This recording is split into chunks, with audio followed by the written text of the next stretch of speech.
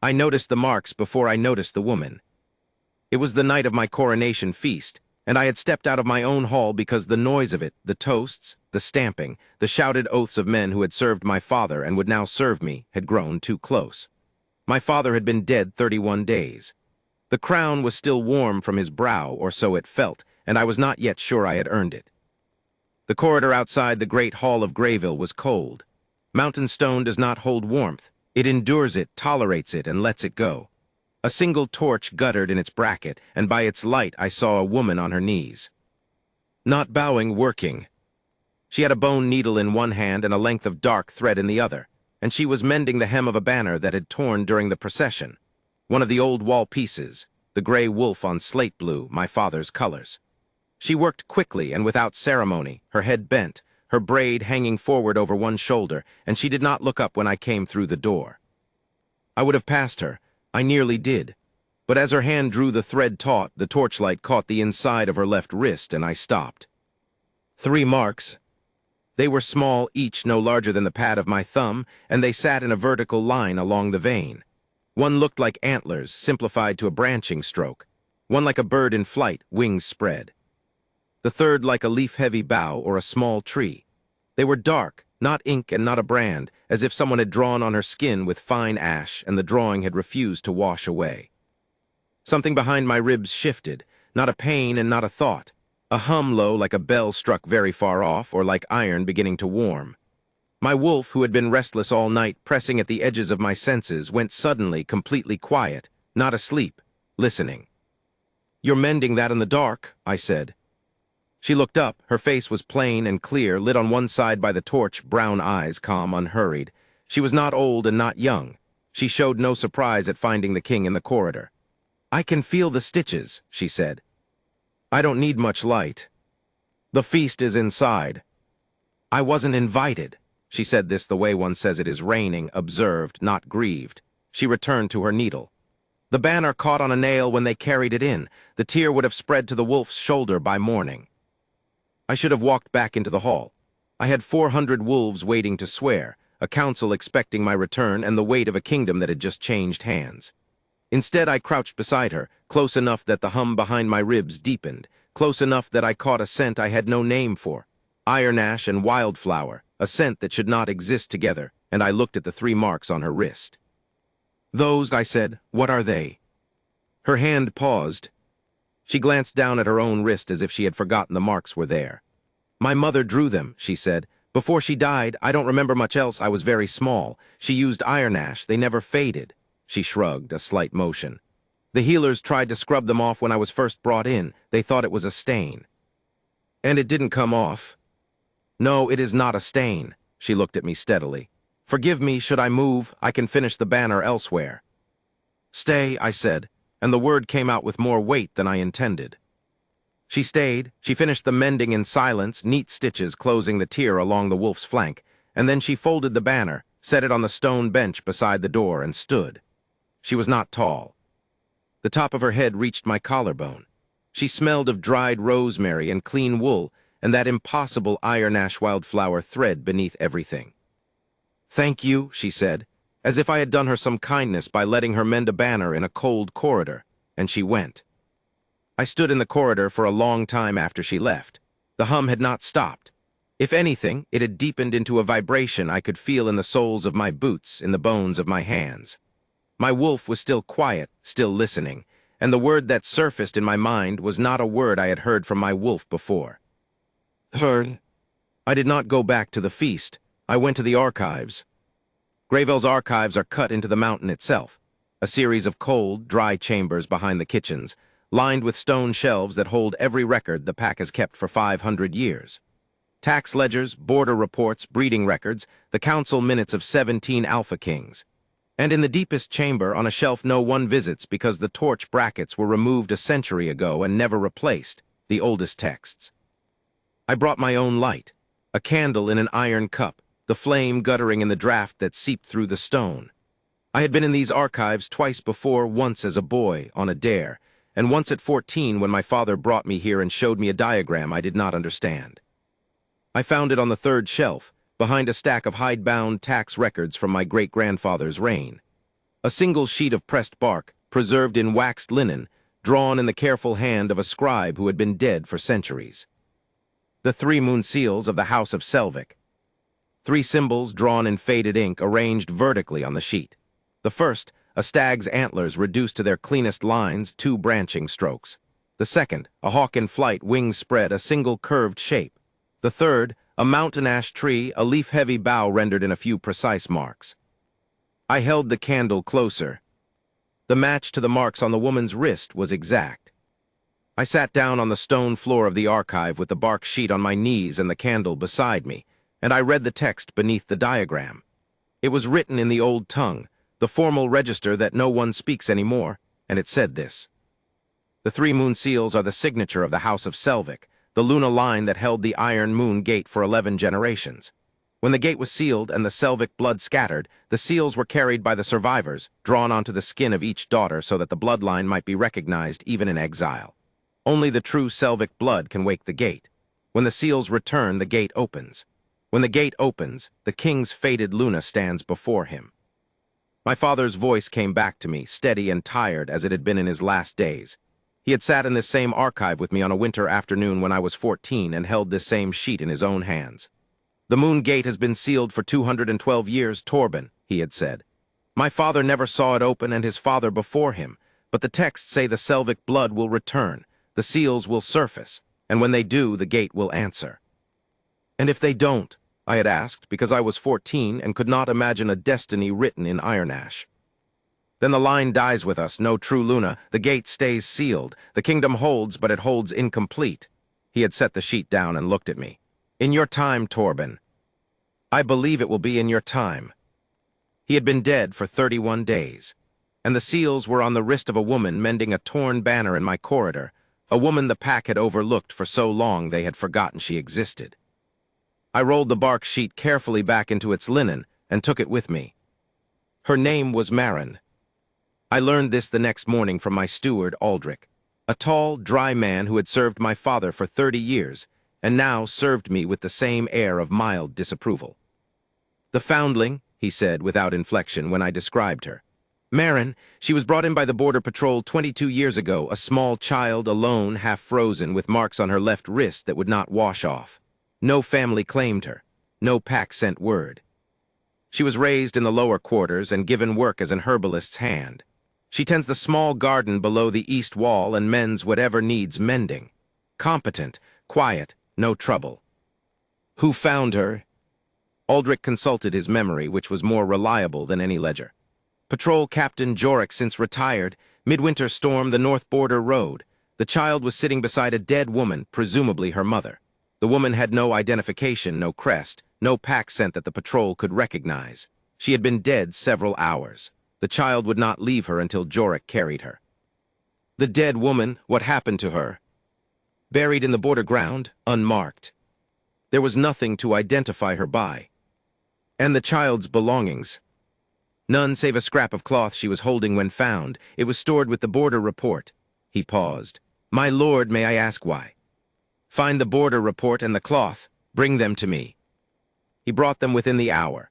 The report was a brief, clean entry in Jorik's handwriting, date, location, condition of the child, condition of the body, weather, standard. At the bottom, a note, marks on the child's left wrist, 3 symbols in a dark substance resembling iron ash. Unable to remove, not a brand, not a tattoo, origin unknown. The cloth was a small square of wool, frayed at the edges, stained by weather and age. But in one corner, embroidered in threads so faded it was nearly invisible, was a crest I recognized. The Luna crest of the House of Selvig, a stag standing beneath a crescent moon. My hands did not shake. I set the cloth on my desk and smoothed it flat and looked at the crest until I was certain. Certain the way the texts described certainty. The way the old scribes said the moon seals would be recognized. Not with doubt, not with hope, but with the quiet, absolute knowledge of a thing that has always been true and has simply been waiting to be seen. Then I went to find Maren. She was in the herb garden below the east wall, cutting rosemary. The garden was small and practical. No flowers, no ornament, only the plants she used to treat cuts and fevers and the minor injuries of a working pack. She had her sleeves pushed up, and the 3 marks on her wrist were visible in the morning light, dark against her skin. The hum behind my ribs was louder here, not painful, present, like the vibration of a struck bell that has not yet finished its note. "You're the king," she said without looking up. "I was the king last night as well. Last night you were crouching in a corridor." She cut another stalk of rosemary and set it in her basket. "You look tired." "I am tired." I sat on the low wall that bordered the garden. She glanced at me, a quick, assessing look, the kind a healer gives, and returned to her work. "I'd like to ask you about your mother." Her hands paused, then they resumed. "I don't remember much." "Whatever you remember." She was quiet for a moment, her knife resting against the rosemary. "A warm hand," she said. She had warm hands. I remember being carried, her arms around me, the sound of her breathing in my ear, and a voice. She sang something very softly as she drew on my wrist. I remember that it hurt, but not badly. A scraping, the smell of ash. "Iron ash."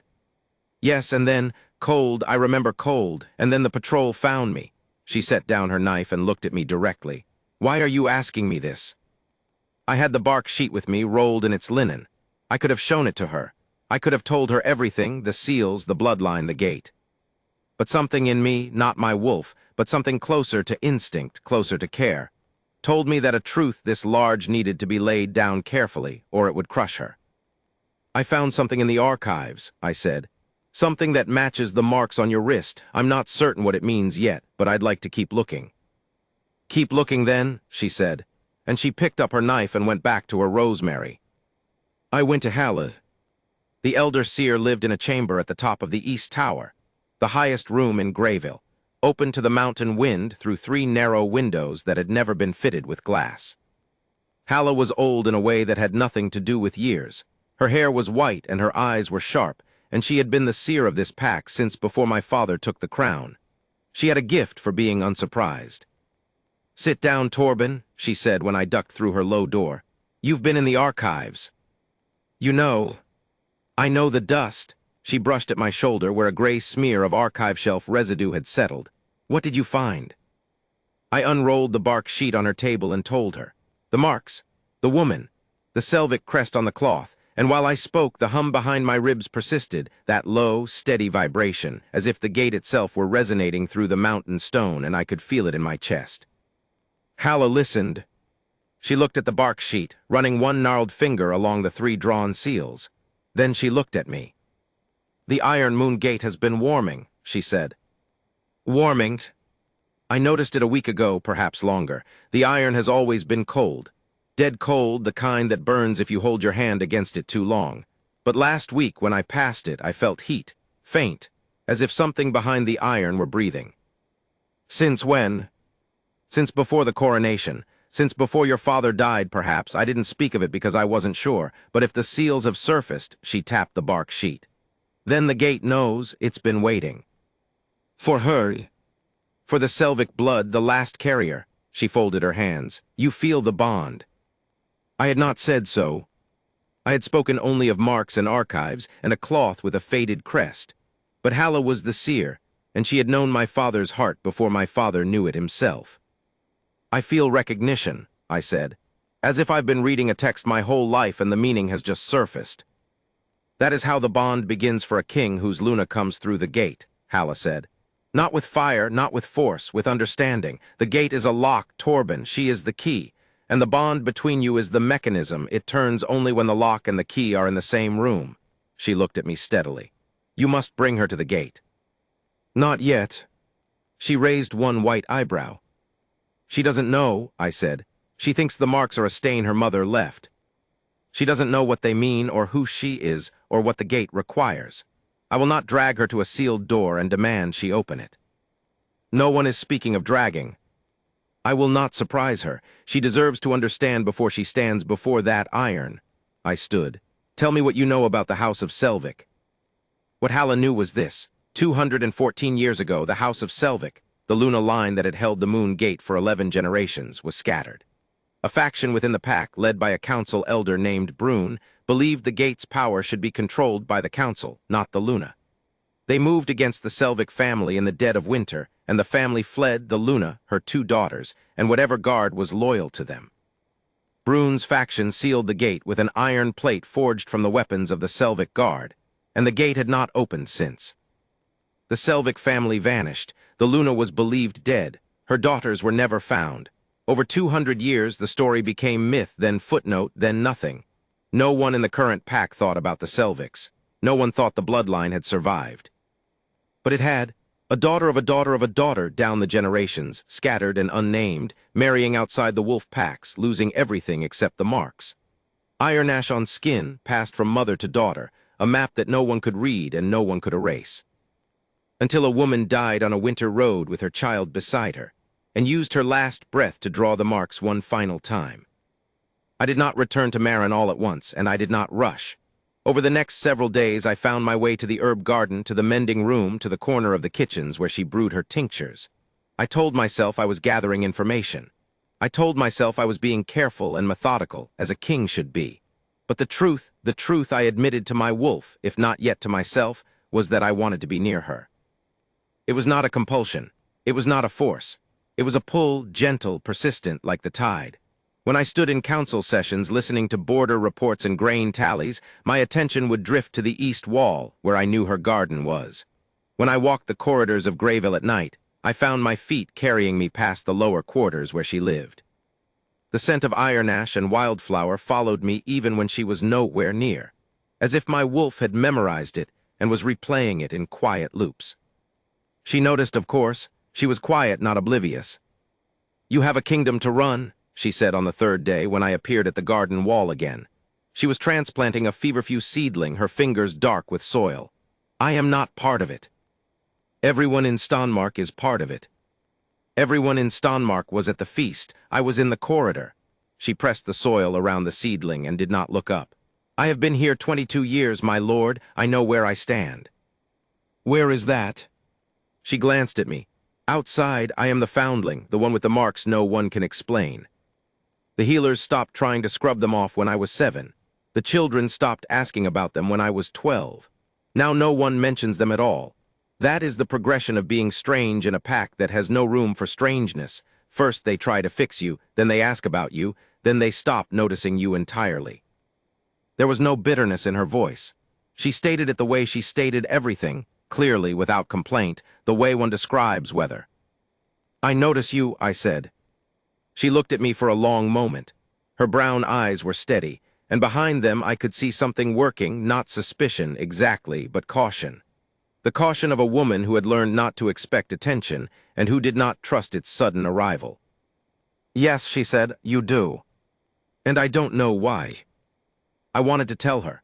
The words were there, pressing against the inside of my teeth like wolves against a gate. But I had told Halla the truth.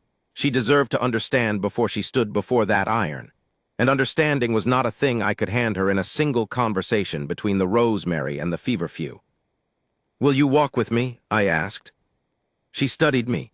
Then she wiped the soil from her hands, set down her trowel, and said, "All right." We walked the east wall, along the ramparts where the wind came off the mountain, and the view opened into the gray valley below. Stonmark is not a beautiful kingdom in the way the lowland packs are beautiful. No green fields, no rivers, no autumn forests. It is granite and slate and sky and the hard, clean silence of altitude. My father had loved it with a love that did not need the land to be gentle. He loved it because it endured. I was beginning to understand that love. Marin walked beside me without hurry. She did not try to match my stride, which was longer. She simply walked at her own pace, and I found myself slowing to meet it. The wind moved her braid. She kept her hands in the pockets of her work apron, a plain, gray thing, patched at the hip, and looked out at the valley. "I've never walked up here," she said. "Why not?" "The ramparts are for the pack. The guard, the sentries, the king's household. I mend their cloaks. I don't share their views." "You're sharing mine now." A small, involuntary pull at the corner of her mouth, not quite a smile. "So I am." I asked her as we walked about her work, the herbs she grew, the ailments she treated, the wolves who came to her with cuts and fevers and sprains. She answered readily enough, and I saw the quiet competence Aldrich had described. She knew every plant in her garden by name, by season, by dosage. She knew which wolf in the pack was prone to winter cough and which tended toward joint-ache after long patrols. She kept all of it in her head, in the same orderly way she kept her garden, practical, precise, without fuss. You're good at this, I said. I have had a long time to learn. She paused at the rampart's edge and looked down at the lower courtyard where a group of pack wolves were training with wooden swords. I was not good at much else. I could not fight too small. I could not track no wolf to speak of, or at least none that has ever shown itself. I could not hunt, could not run patrol, could not sit in council. I could grow things and mend things and know which leaf stops a fever. So that is what I did. No wolf. She shook her head. I have never shifted. Whatever the marks are, they didn't come with a wolf. She looked at her wrist, where the 3 marks sat dark against her skin. The pack decided early that I was wolfless. It was simpler for everyone. I looked at the marks, the stag, the hawk, the mountain ash. In the daylight, on the ramparts, with the wind in her hair and the valley opening behind her, they looked exactly like what they were, not a stain, not a defect, not a strangeness. A message clear and precise, written by a woman who had known she was dying and had used her last act to preserve the most important thing she possessed. Marin, I said, I need to show you something. I took her to the archives. She had never been there. The lower servants had no reason to visit the deep chambers where the old records were kept. She followed me through the kitchen corridor and down the narrow stone stairs without complaint, though I saw her glance up once at the low ceiling with the mild concern of a woman who prefers open air. I set a candle on the stone shelf and unrolled the bark sheet. Look at these, I said. She leaned forward. In the candlelight, her face was still and focused, the same concentration she gave to a difficult graft or a tricky stitch. She looked at the 3 drawn symbols on the bark sheet, and then she looked at the 3 marks on her own wrist. She held her wrist beside the sheet. The match was undeniable, the same proportions, the same clean lines, the same arrangement. What is this? She asked. Her voice was steady, but her pulse was visible in her throat. The 3 moon seals of the House of Selvik, I said. A Luna bloodline that held the Iron Moon Gate for 11 generations. The bloodline was scattered 214 years ago. The seals were carried by the survivors, drawn onto the skin of each daughter so the bloodline could be recognized even in exile.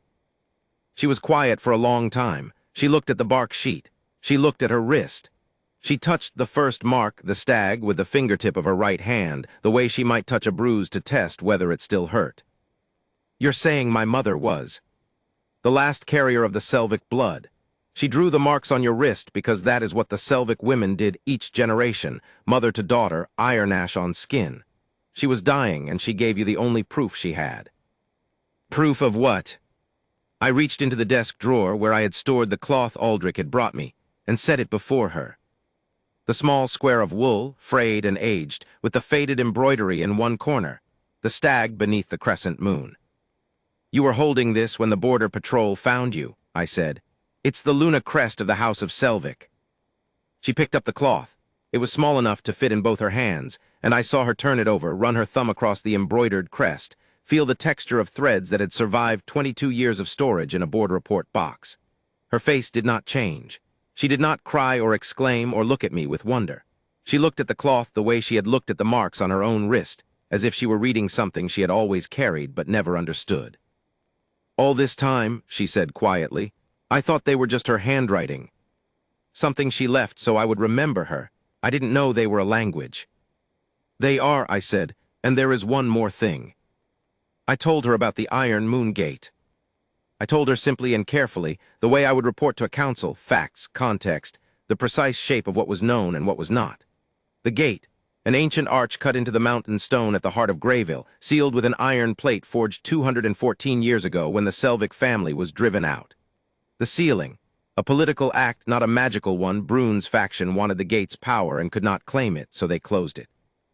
The texts, the gate opens only for the Selvik blood. The moon seals are the proof. When the seals return, the gate wakes. The seer tells me the iron has been warming, I said.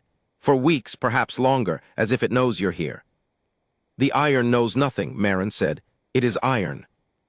It is a gate that has been sealed for over 2 centuries, and it started warming before my father died.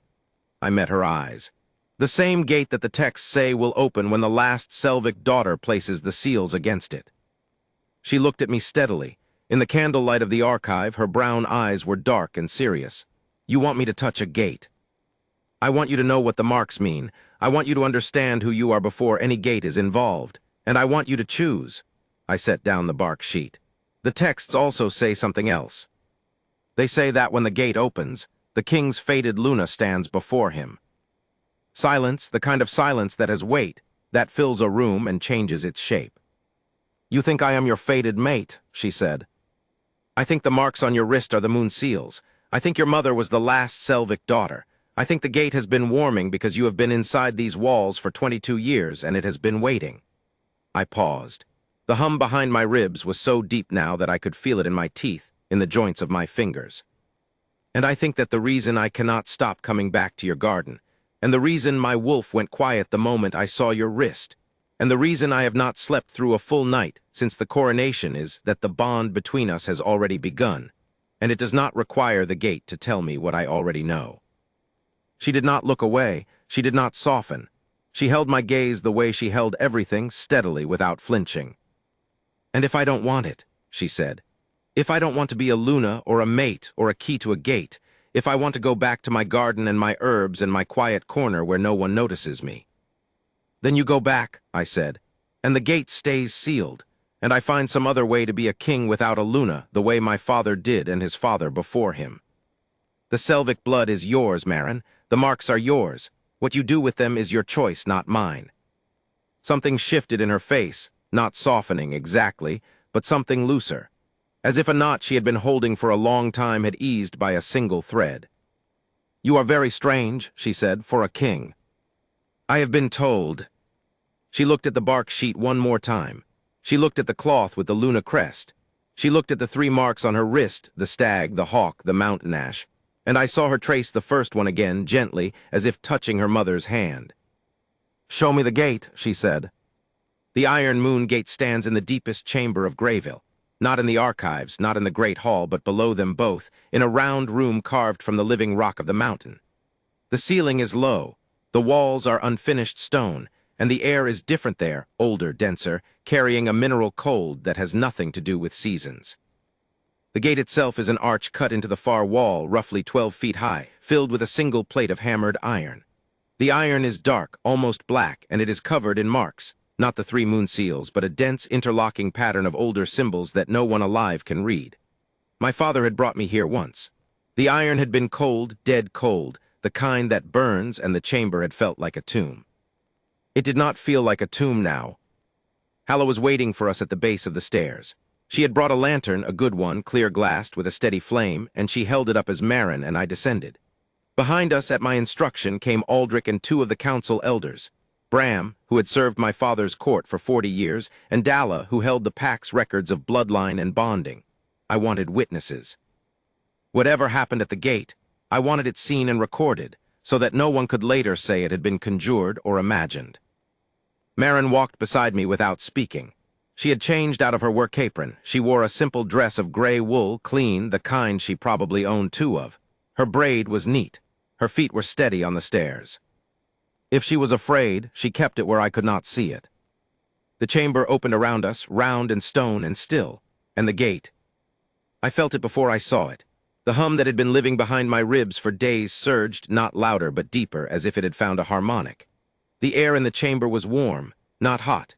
Warm, a living warmth, the kind that comes from breath, from a body, from a heart that is beating. Halla lifted her lantern. In its light, the iron plate of the gate was visible, and I saw what she had described. The surface of the iron was no longer dead black. It had a faint sheen, a warmth in the metal, like sun-heated stone, and along the edges of the arch where the iron met the rock, a thin line of light was visible. Not bright, not dramatic. A pale, steady glow, like moonlight seen through a crack. "The iron has been warming for 3 weeks," Halla said quietly. "The glow appeared 2 days ago." Bram and Dalla stood at the back of the chamber, watching. Aldrich stood beside them, his dry face unreadable. Maren stood in the center of the room, looking at the gate. 214 years, she said. She was not speaking to any of us. She was speaking to the iron, or to the mountain, or to the woman who had died on a winter road and used her last breath to draw 3 marks on her daughter's skin. "You don't have to," I said. I had said it before, and I meant it every time. She looked at me. The lantern light caught the planes of her face, the calm brown eyes, the steady mouth, the small scar on her chin where she must have fallen as a child. She looked like what she was, a foundling, a gardener, a woman who mended things. She did not look like a Luna or a queen or a key to a 200-year-old mystery. She looked like Maren. "I know," she said, "but my mother drew these marks while she was dying. She used her last strength to put them on my skin. She didn't do that so I could tend a herb garden and mend torn banners for the rest of my life." She pushed her left sleeve above her wrist and looked at the 3 marks, the stag, the hawk, the mountain ash. She did it so someone would read them. She walked to the gate. The chamber was silent, the kind of silence that is not empty but full of held breath and old stone and the weight of 2 centuries of waiting. I stood where I was, my hands at my sides, my wolf utterly still inside me, and I watched her. She raised her left hand. She held it palm out, the 3 marks facing the iron, and she pressed her wrist against the gate. The iron sang. It was not a sound I can describe accurately, not a ringing, not a hum, not a chime. It was a vibration that passed through the metal and into the stone and into the air and into the bones of everyone standing in that chamber. I felt it in my teeth, in my fingertips, in the soles of my feet. The glow along the edges of the arch brightened, from moonlight to sunlight, from pale to gold, and the 3 moon seals on Maren's wrist answered it. They lit. The stag first, a warm amber, the color of autumn light on granite. Then the hawk, a bright, clear silver. Then the mountain ash, a deep, steady green, the green of living wood. 3 colors, 3 marks, 3 lights that matched the symbols on the iron plate, and as they lit, the iron plate began to move. It did not swing open like a door. It dissolved, slowly, quietly, the iron becoming translucent, then transparent, then gone, as if it had been made of dark glass and someone had poured light through it from behind. And beyond the arch where the iron had been was not a room and not a corridor, but a depth of light, gold and silver, warm and cold at once, that poured into the chamber like water through a broken dam. Maren stood in the center of it. The light moved around her and through her, and the 3 marks on her wrist were blazing now, and she was not afraid. She was standing exactly the way she always stood, steady, unhurried, her feet planted and her head level, and she was looking at the light with the same calm, assessing gaze she gave to a transplanted seedling or a difficult stitch. Behind her, Halla had set down her lantern. It was unnecessary. The gate's light filled the chamber. Bram had taken a step back, his weathered face open with shock. Dalla had her hand over her mouth. Aldrich, dry, unflappable Aldrich, had lowered his head. My wolf moved. For the first time since the night of the coronation feast, my wolf was not listening. He was not waiting. He was moving not toward the gate, not toward the light, but toward her. Every thread of instinct, every pulse of the bond that had been humming behind my ribs for days, converged into a single, absolute certainty. This woman, this foundling, this gardener with the iron ash marks and the calm brown eyes was my fated mate. Not because I claimed her, not because the gate confirmed her. Because the bond had known from the moment I crouched beside her in a cold corridor and saw 3 marks on her wrist that the text said would change the world. She turned from the gate and looked at me. The light was still pouring around her, gold and silver, and her eyes were the same, brown, steady, unhurried. "Is that enough proof?" she asked. I brought her to the great hall. I did not rush. I did not send runners ahead or summon the pack with a horn call or stage, a ceremony with banners and torchlight.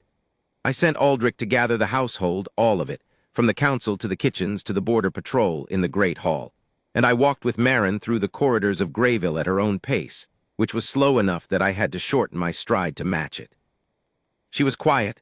The 3 marks on her wrist had dimmed, no longer blazing, but still faintly warm, a residual glow that caught the torchlight in the corridors. The iron moon gate behind us remained open. The first time in 214 years that the arch had stood clear, the light beyond it steady and patient, as if it had always been there, waiting behind the iron for someone to ask. "What happens now?" she said as we climbed the stairs to the main level. "I tell the pack who you are. And then you decide what you want." She stopped on the stairs. I stopped with her. She looked up at me. She had to. The height difference was considerable, and her face was serious. "You keep saying that. You keep saying it's my choice." "Because it is. Most kings don't offer choices." "I am not most kings, and you are not most women." I held her gaze. "The bond is real, Maren. The gate confirms it, the seals confirm it, and every part of me confirms it. I have known since the night I saw you in the corridor that you are the one the texts describe. My fated mate. The Luna this kingdom has been missing for over 2 centuries. but fated does not mean forced. I will not claim you against your will, and I will not announce you as my Luna without your word." She studied me. The torchlight on the stair caught the faint glow of the marks on her wrist, 3 small lights, amber and silver and green, pulsing gently.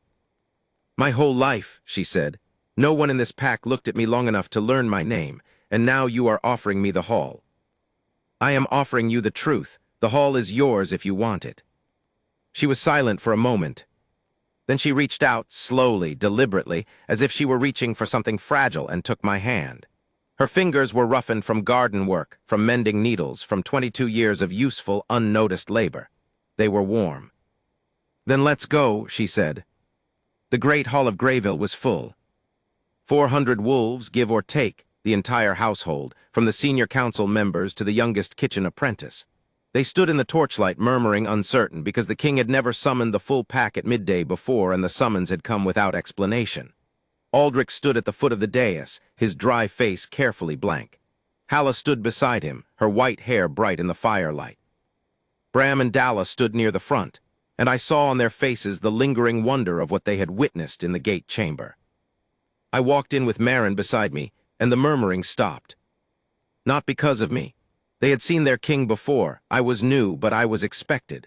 It stopped because of her, because the foundling, the marked girl, the herbalist from the East Garden was walking beside the Alpha King, and he was holding her hand. 400 pairs of eyes found us. 400 wolves who had spent 22 years stepping around Maren the way one steps around a piece of furniture. Not with cruelty, not with intention, just with the blind, easy forgetfulness of people who have decided someone is not important, looked at her now. I felt her fingers tighten in mine. Not pulling away, holding. We climbed the dais. I turned to face the hall, and Maren turned with me. "I will be brief," I said. My voice carried. The hall was built for it, the stone walls shaped to throw sound. Most of you know the story of the Iron Moon Gate. You know it was sealed 214 years ago when the House of Selvik was driven from this castle. You know the texts say it will open only when the last daughter of the Selvik blood returns. Silence, the kind that listens. This morning the gate opened. A sound moved through the hall, not a word, not a gasp, but a shift, the collective intake of 400 breaths. Bram nodded slowly. Dalla pressed her hand to her heart. The woman beside me is Maren. You know her as the Foundling, the girl the Border Patrol brought in 22 years ago with 3 marks on her wrist that no one could explain. I lifted Maren's left hand gently, and the marks were visible in the torchlight, still glowing, faintly, amber and silver and green. The marks are the 3 moon seals of the House of Selvik. Her mother drew them on her wrist before she died, the last act of the last known carrier of the Selvik blood. This morning Maren placed her hand against the gate, and the iron dissolved. The gate is open. The seals have returned. The Luna bloodline is alive, and she is standing before you. I let the silence hold. I did not fill it with declarations or commands or the kind of royal rhetoric my father had been good at, and I had never mastered. I let the hall look at Maren, at her plain gray dress, her neat braid, her steady face, the 3 glowing marks on her wrist, and I let the truth settle into them the way rain settles into stone, slowly, irrevocably, without drama. Then I knelt. I did not plan it. I did not decide it the way one decides to issue an edict or call a council vote.